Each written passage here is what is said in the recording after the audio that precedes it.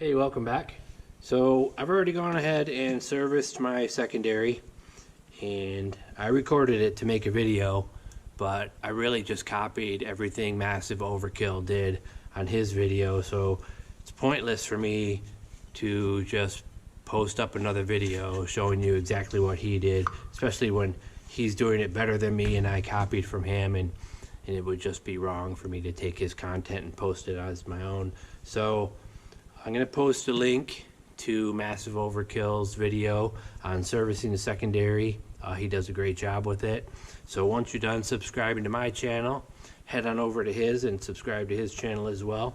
He has an RMAX now, so you can continue getting your X2, X4 content from me and your RMAX content from him.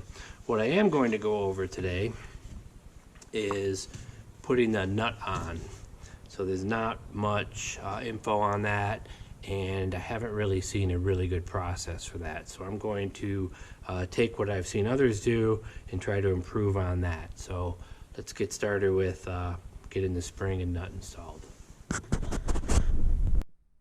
the first thing I want to do is get the spring retainer on here and tighten this nut down as far as I can and just kind of get a visual of how much thread is left on there. And you can see there's maybe one thread at the most, and this is as far as a spring retainer can go down. So if you've got your spring compressor on here, you can't go any further than that. You're either going to be bending your bell here or you're going to be bending this cup. So that's as tight as we can get it. So just kind of making a visual on that, so I know that when I do get this nut tightened down, I've got it down as far as it can go. Sure if that last one recorded, so I'm going to do a take two.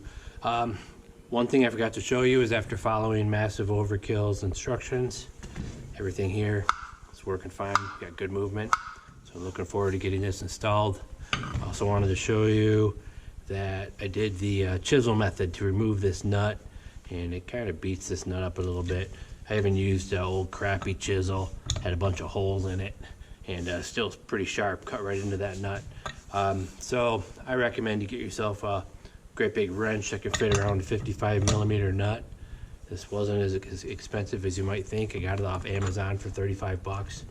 It is 24-inch and opens up to 60 or 65mm. You need at least 55mm to get around this nut.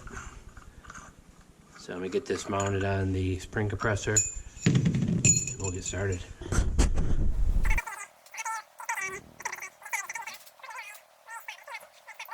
Looks like it's about it. So I want to, son of a bitch, look at that.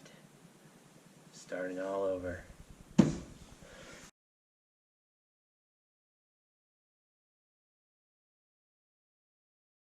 So I just want to be able to see where I'm at. These threads. I'm trying to see where this stops moving. I don't want to bend any of this. See, that's about it. So I'll start tightening this by hand. This is a EPI spring compressor that I picked up from WELLER Racing. And just like I think most of them, it's real difficult to get in here because the bell itself is thicker than the nut. So you're pretty much doing it with your fingers.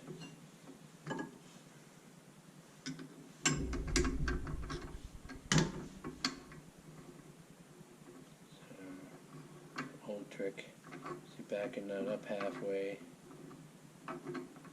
Try turning, then try turning it. That's not working.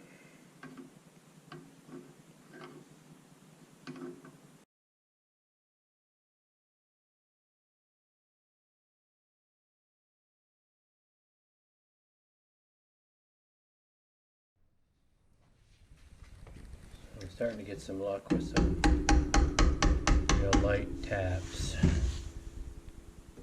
I think it's just binding up on the on the bell housing a little bit of the bell. It moves real nice once I get it around there.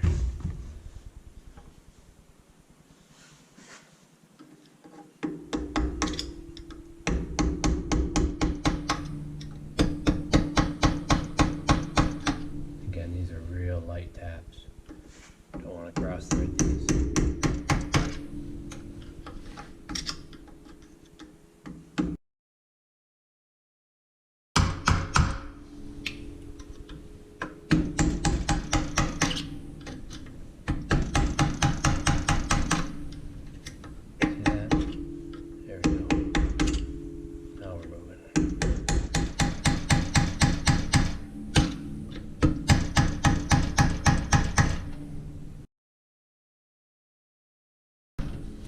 Once it starts getting down here, this should start to get a little looser. Or I could actually loosen it up. So as this nut tightens down, I could back this off some when I feel it's safe enough to do so. And then you can either start to twist this to finish it, but what I'm going to do is pull it off of there, try to fasten this down or hold it down enough, and then finish it up with this thing. So I think the nut is on there enough now, but I don't want to find out the hard way. It's really going easy now. Yes, I think we're on it pretty well now.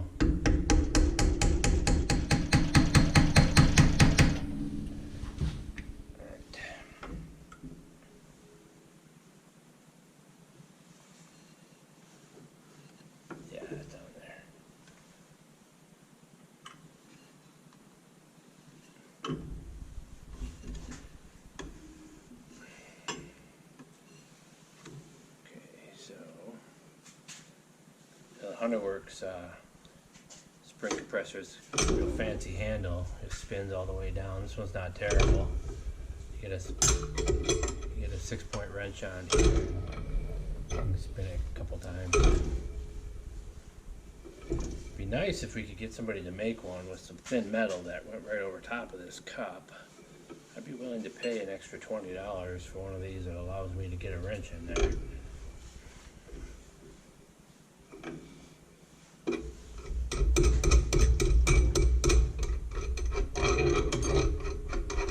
Okay, so we're off. Now, this is where I'm going to need a helper because I cannot hold this and spin it at the same time.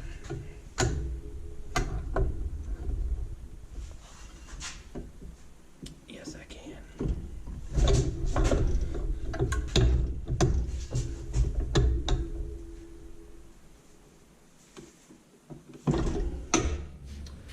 As far as torquing this, I do not have a torque wrench that can fit into a 55mm socket. So that's where I did my visual with the thread showing. Oh, hell, this is easy.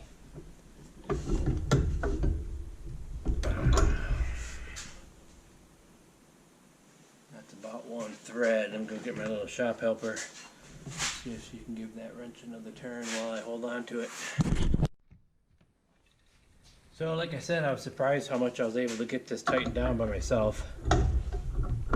Almost all the way, just by holding this onto this. Gonna have to bring in my little helper here and see if we can finish this up. Okay, so I'm gonna hold on to the clutch and you start turning it. You wanna come toward this way, just like that. That's it, that's all of it. Okay, good, thank you. That's a big wrench. That is a big wrench. That's what she said. Okay, so that was as far as we could get that. It really wasn't hard to hold on to. I was quite surprised. I thought I was going to have to come up with some fancy way to strap this down. So you can see I have, just about a thread showing, which is as far as I can go. So I'm going to mark it with some paint just to see next time I take this apart if it backed off at all. So hold on. Okay, so I just want to put a mark on here with this paint pen. And next time I take this apart, I'll see how well my tightening job did. Not sure which one will show up better, so I'm going to give it to. So you can see close up here. Well, I'm not going to do the chisel method anymore. I just don't like that. I was at the dealership the other day to see if they had this one. It's a $15 nut. So I was kind of on the fence, but they didn't have it in stock anyway, so I just put it back on. But I'm not liking taking the chisel to get that off of there. So next time we do this, I'm going to do it a different way. So that worked out pretty well. I was able to get this almost all the way tightened down by myself with that big ass wrench, and then brought my wife out here to help me finish it off. And I don't recall, but I don't even think she got any more turn out of it. But that's all the threads we could see with no spring in there. So that's my method of torquing it. I recommend you follow the Yamaha torque specs, of course, and do this the proper way, but that is the way I got mine on there. So we get this all cleaned up, and we're going to put it on the machine and hopefully go for a ride.